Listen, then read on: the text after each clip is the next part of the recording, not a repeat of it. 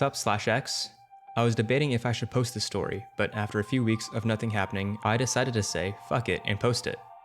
So first, some context. I work as a ranger in the Barganzinski State Natural Reservoir near Lake Baikal. Over the past years, I've come to find out that Lake Baikal is a very fucked place. So here's a few of my experiences. I'll start off with a few oddities. Aside from the usual ice rings, Baikal Zen, vehicles, animals, and people stuck in ice, there are oddities like unknown ships appearing on foggy days. I remember spotting a few unidentified ships in my time, and I've heard stories of really old-looking ships appearing in the fog. Another creepy thing that happens is dead animals washing up. Now, that's nothing out of the ordinary, but some of the animals wash up completely hollow. Anything from fish to birds to even seals. Speaking of washed up animals, sometimes people stumble across the corpse of a golomayanka. Pick is what the fish looks like, so you can't blame people for being scared shitless when they see one. So, onto the interesting Greentext worthy stuff. Be me. Be around 9 or 10. Me and friends go hang out. It's the winter.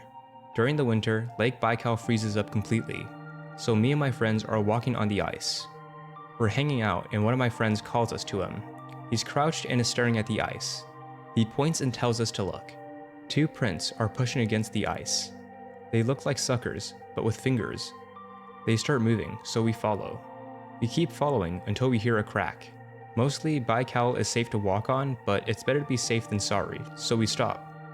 The prints keep going. Then, the ice cracks open. 2 massive limbs come out of the ice. They suck onto the ice, and then a creature rises up from the water. This thing looked like a cross between a lobster and a mosquito. Thing only walked on 2 legs. It was like 3 or 4 fucking meters tall. As soon as we see it, we run like hell. Slept on ice like a retard. Friends abandon me. Thanks. Think I'm dead. Thing just walks by and keeps going. I come back home, bawling my eyes out. Try to explain, but can't. Parents slap me and tell me not to go on a frozen lake without supervision. People commonly report seeing something similar in the north of Baikal. Dark color, 2 legs, straw mouth, crustacean. I think I've gotten around 7 similar reports. On watch duty, I might have seen it on a few occasions, but it was always too far to really make out. First creepy thing that happened on the job. Boat goes missing. It shows up like a week later. We go investigate. The boat is completely empty, so we dock it while the search party looks for survivors. So I'm hanging out. Guy watching over the boat calls through the radio. There is an intruder on the boat. We go check on it. There's a dude with a hat just hanging out on the boat. Guy is really weird though, like he isn't even fully solid. Coworker tries to get near the guy. The dude fucking splits apart into a few pieces and they all jump into the water. Big what the fuck moment. In the past 20 years, there have been these 2 strange cases. In 2001 and 2013, bodies were found washed up with very strange markings.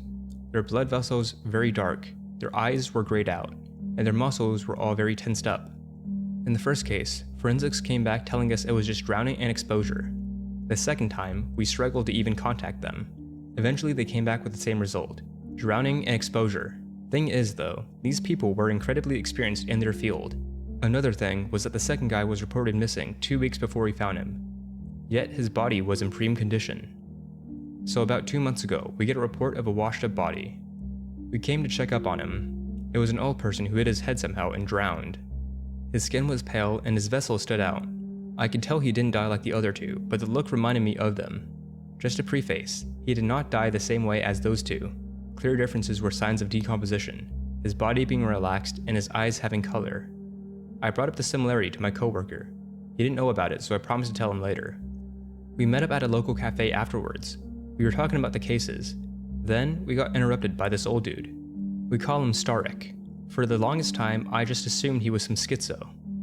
Dude is very dirty, mutters to himself, has no friends or family, spends most of his times on the shore taking notes.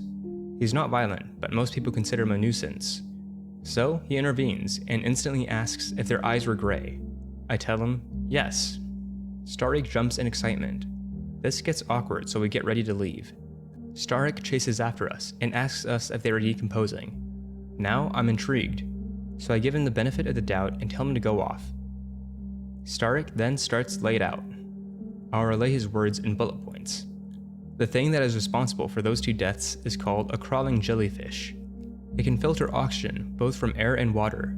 Its tentacles produce an adhesive which lets it crawl on land. It also produces an insanely strong poison. It works by completely destroying blood cells, and the slightest concentration of it can have disastrous effects on the body. The poison this jelly uses is 84% pure. The effect of the poison darkens the blood and destroys the pigmentation of the eyes. It also works as an amazing antibiotic which can preserve the body for more than a month. The chemical reaction between the poison and water tenses up the muscles, and they are exclusive to Lake Baikal. They used to be a huge problem during the first half of the 20th century. Post-World War II, the government decided to use cyanide to kill off their populations. This poisoned the water supply, but it was covered up. He predicts their current population to be at the double digits. After this, I'm a bit taken aback. While Starik was going off, some guy tells him to shut up and fuck off. Starik leaves, but I'm really interested if he's got more to share. After a week, I kind of forgot about the whole ordeal. Then I spotted Starik taking notes while on my patrol. I approach him and ask, "What's up?" Dude almost jumped out of his skin when I did so. I ask, "Is everything okay?" He tells me, "Yeah," with a shaky voice. Then I asked him about the dude that kicked him out the other day. He tells me it's nothing. So I ask if he could tell me more about that jellyfish. He apologizes and tells he has to leave. I think to myself, how can a fucking hobo be busy? I start following him around and try to get him to talk. Starik just gives me the silent treatment. Keep following him for 30 minutes. Have to stop, cause job. After work, decide to go ask around about Starik. Nobody really knows much about him. He's always just been a part of life. No one really knows when, where, or how he got here. He's just always been here. Decide to ask the dude from the cafe about Starik. You shouldn't hang around with that guy, Anon. He's probably unhinged. Ask why he kicked him out. The guy smells like shit, Anon. True. So, in my travels, I found out only one thing. The guy fucking loves chess. Damn good, too. Sometimes he challenges the other old folks. Next day, buy a chessboard and wait in the park after the hours. Bait worked perfectly. Starik comes out of the bushes, beer can in hand, and asks for a game. Try to get him to chat. Fucker is really focused on the game though. I'm shit, and get beat in like 3 moves. He comes back for a rematch a few days later. Came up with the idea to give him something stronger. Russian standard. Works like a charm. He talks about how bad the pollution in Baikal is, and so on. Ask him how does he know so much. Oh, I was a biologist. Elaborate. Did research on the lake for almost 30 years. What happened then? Quit. Why? Didn't have a choice. How come? He looks at me. Hey Anon, you wanna see something cool? Come on, I'll show you something that'll blow you away. Agree. Don't want to get raped in some crackden, so get knife just in case. You know, Anon, you're a good kid. I'm in my 30s. Who cares? You're still young. That's why you have to see what I have. Okay. He gets to his makeshift home. Inside is a fucking VCR and 2 tapes.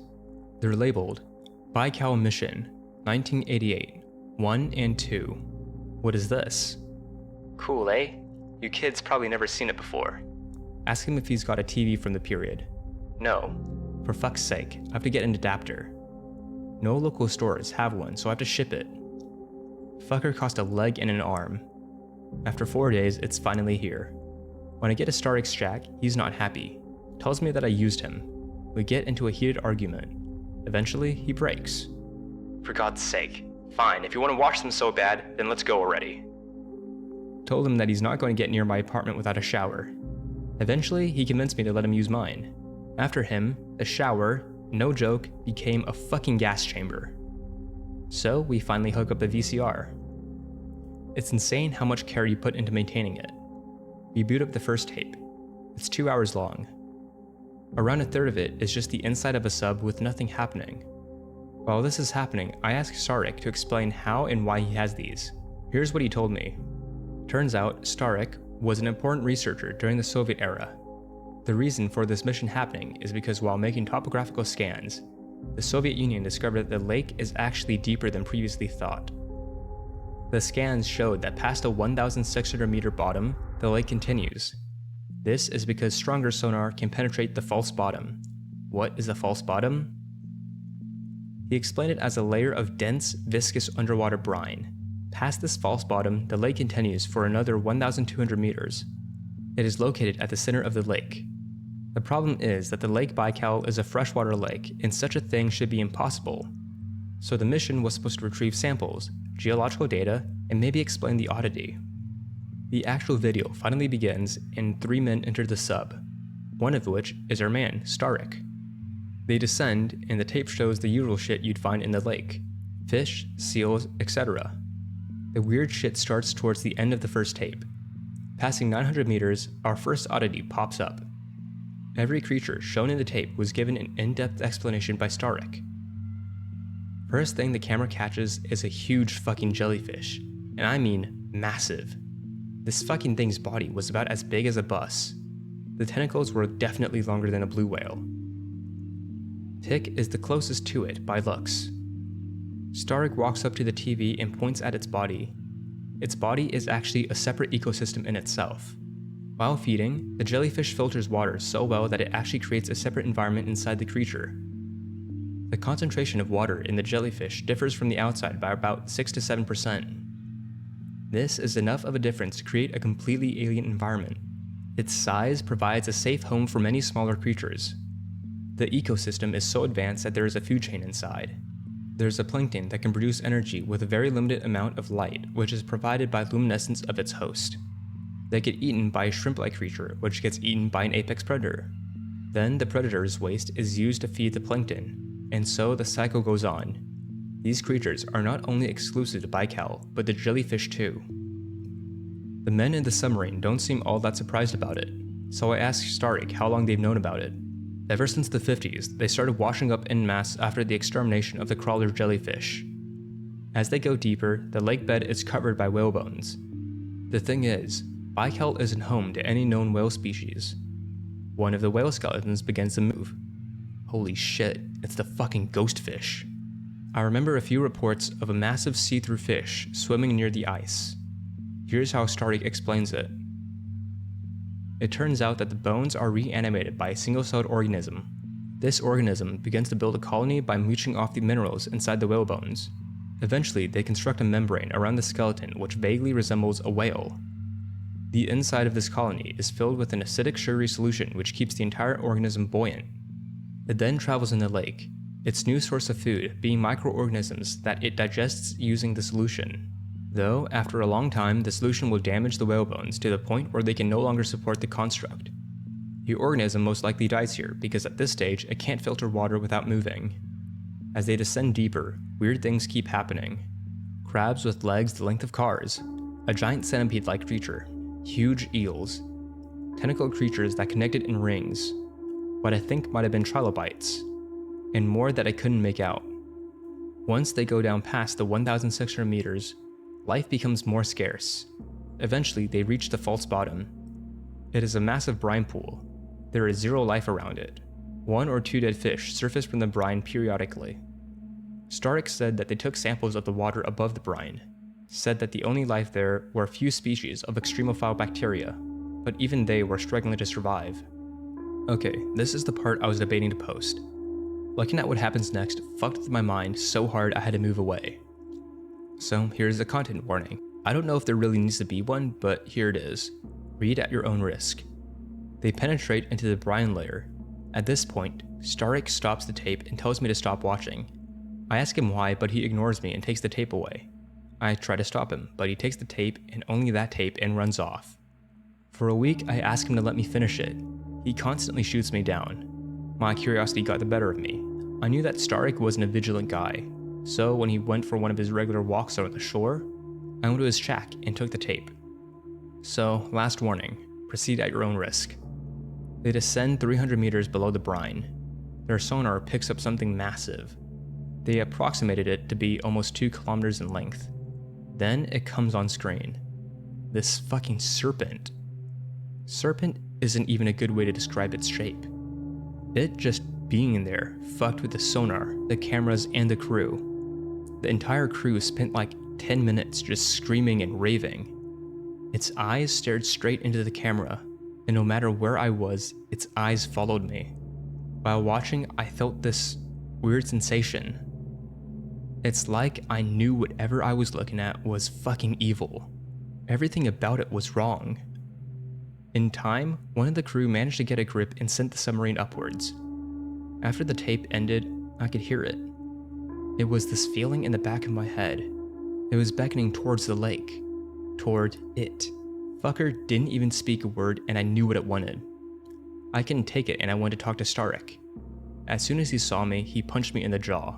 He get called a fucking retard. He takes the tape from me and snaps over his knee. "This is why I didn't want you to watch these tapes." I begged him to tell me what's going on. After he calmed down, he sat down and asked me a question. Here's what he told me. Back in the Cold War, the Soviets were planning to use Lake Baikal for propaganda purposes. But their scientists could never figure out why exactly this kind of diversity was exclusive to the lake. And it's not like the Americans had something to hide. If they couldn't hide the nuke, then everything was on the table. They cross-referenced every sea, ocean, lake, river, and puddle, and found that over 60% of Lake Baikal's life was not found anywhere else. Why is that? Starik believes that it's that thing that lures life to it. For whatever reason, it attracts life to itself. Though the better question is, why is that thing there in the first place? He says because it's supposed to be a prison. Think about it. Why has the Baikal not changed in over 25 million years? Why is there a kilometer-deep layer of brine in a freshwater lake? Whether it's aliens, gods, or some natural phenomena, that brine is keeping it in and everything else out.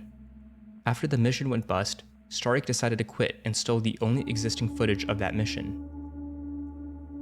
He tried to get a job, but since then, he was blacklisted from getting one, so he remained here.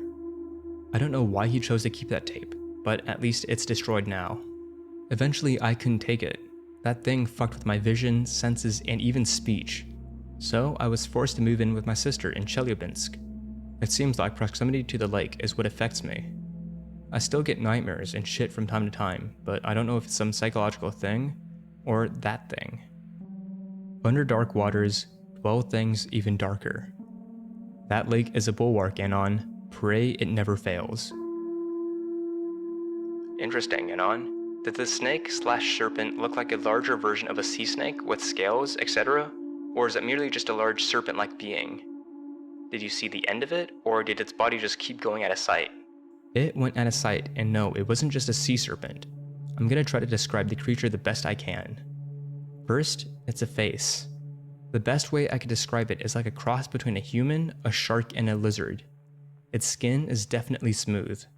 Its mouth was lined with sharp teeth and the shape of a smile. It had green eyes. I don't know if they were glowing or if that's how the light reflected off of them, and it also made this gross, deep chuckling sound. Its body also moved in a very strange way. Each visible segment seemed to move independently from one another.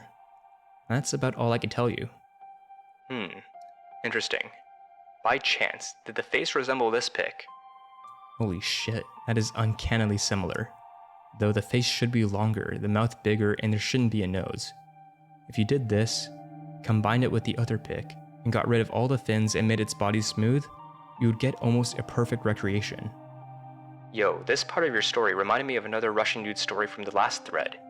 Literally the exact same creature and everything. You even see hollowed out fish too. Crazy.